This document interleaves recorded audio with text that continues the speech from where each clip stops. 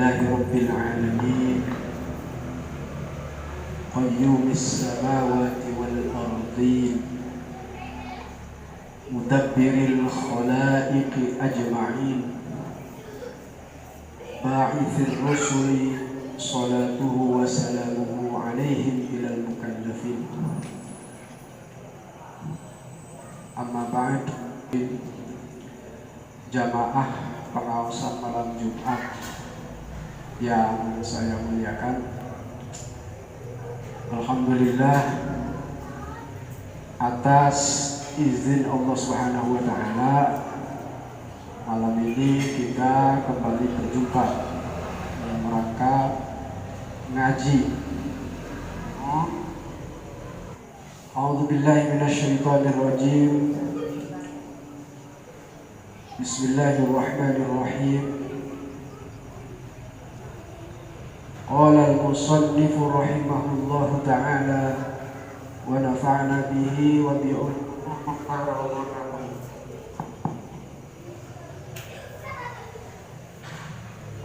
Abi Hurairah, saking sahabat Abi Hurairah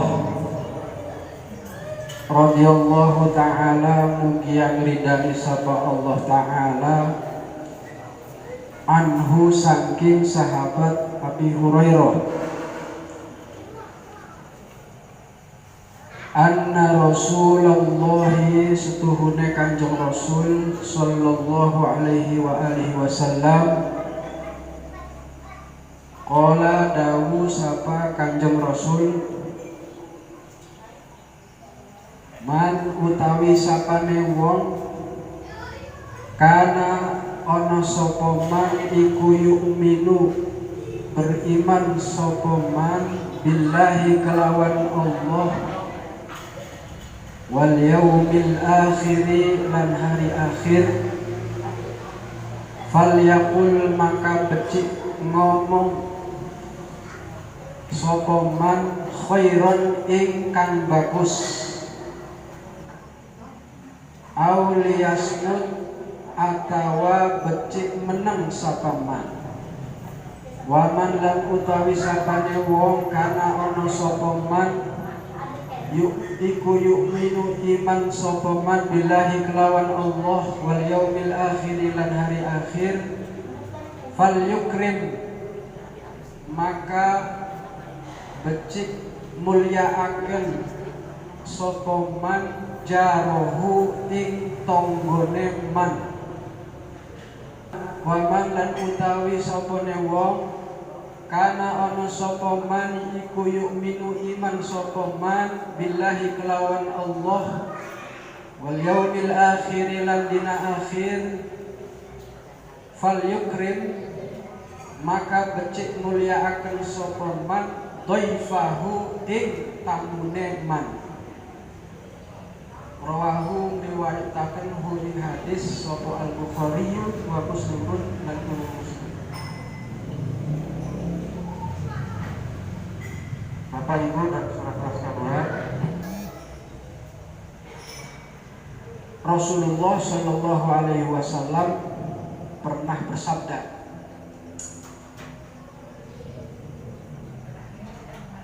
orang yang dianggap telah sempurna imannya, ya, karena di dalam syarah kitab ini yu'minu itu diartikan sebagai kamalul iman, orang yang sempurna imannya, atau al-mubalaghah fil kamal, berupaya bersungguh-sungguh menyempurnakan imannya.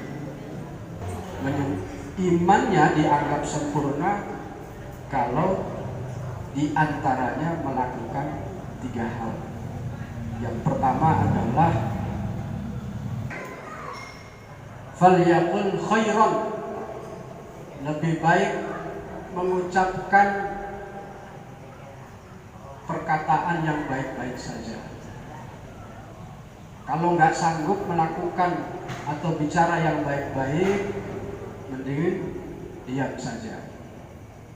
Nah, sekarang kita kulitin satu-satu. Apa yang dimaksud dengan perkataan yang baik itu? Ya, khairon di dalam hadis Kanjeng Rasul ini apa maknanya? Ya, tentunya adalah perkataan yang kalau kita ngomong itu mengandung pahala. Ma fihi thawabun minal qaul.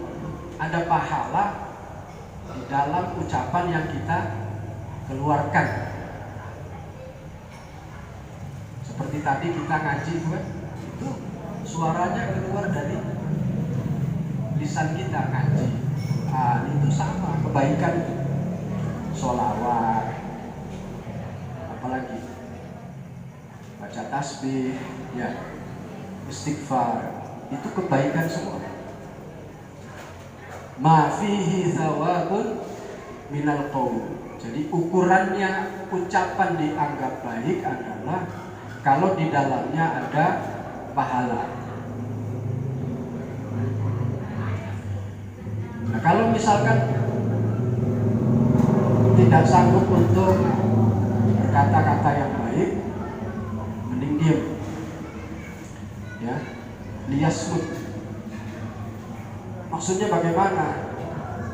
Dikatakan bahwa diam itu as-sukut ma'al qudrati 'ala al-nutqi.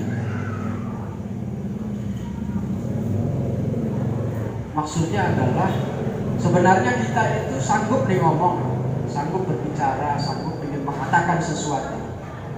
Tetapi rupanya setelah ditimbang-timbang, daripada menyakiti orang atau daripada tidak ada nilai pahala di dalamnya, maka kita redam untuk tidak mengatakan apapun. Itu namanya liyas as-sukut ma'al qudrati 'ala al-nutqi. Sanggup ya, kecuali orang bisu ya. Orang bisu ya memang mau ya kan, mau ngomong apa juga ya nggak bisa karena bisu.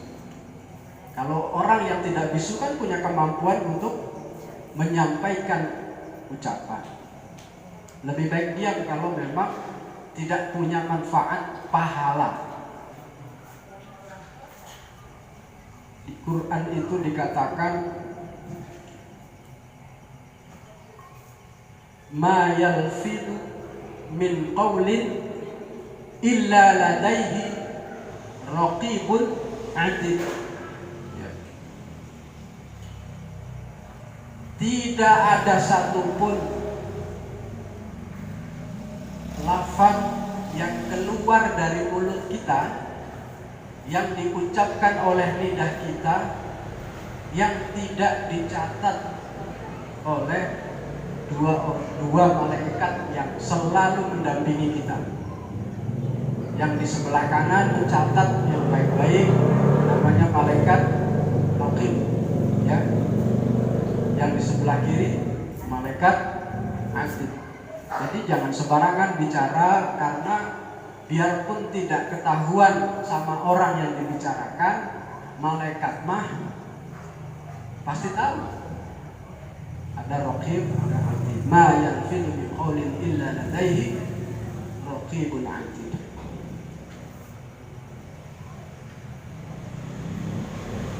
Bahkan Kanjeng Rasul itu pernah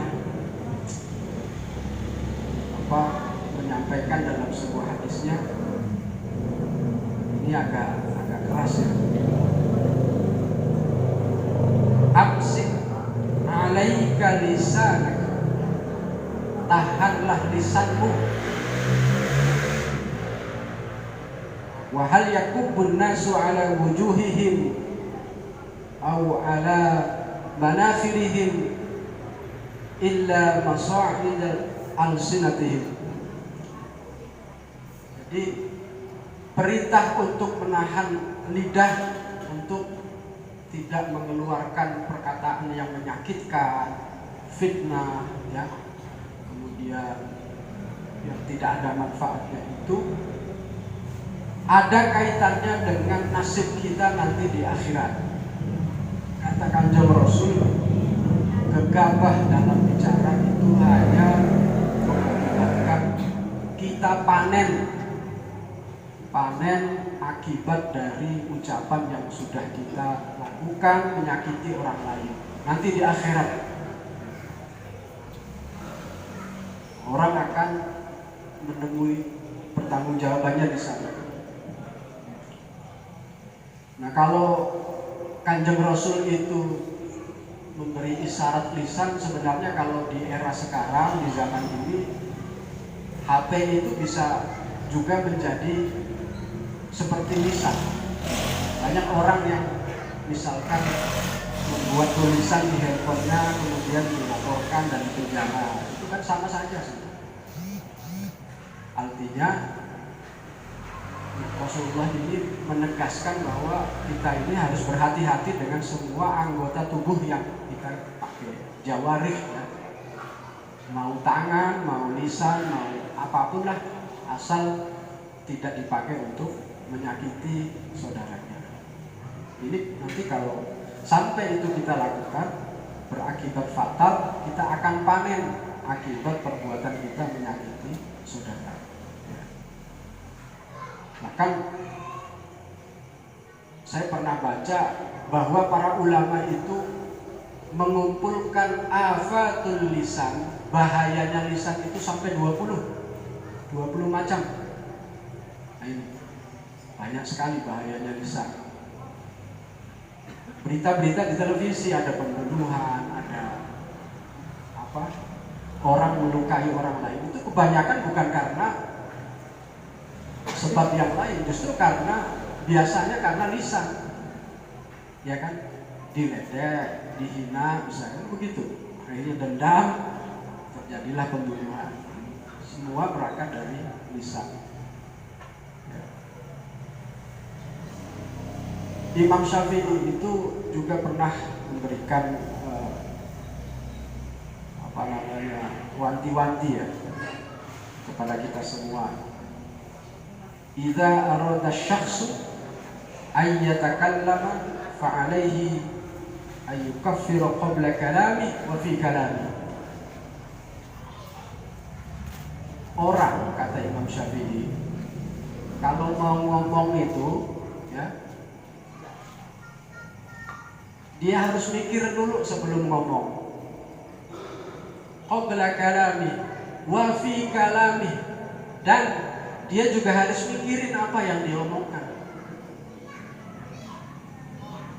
Jangan sampai bablas tanpa dipikirkan, kita justru menyakiti orang lain.